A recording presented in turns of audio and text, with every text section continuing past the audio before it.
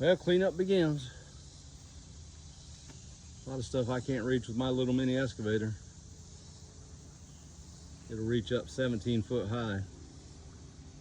To give you an idea where that's at. That's right there. There's a piece of plastic about 6 foot above it.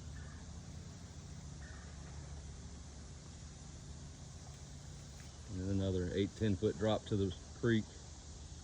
And the creek's still up, so it's probably about 3 foot higher than normal. No, there's stuff all the way in there. Wish I had a bigger piece of equipment that I could get in there with. But one thing about it, if I don't do it, nobody else will.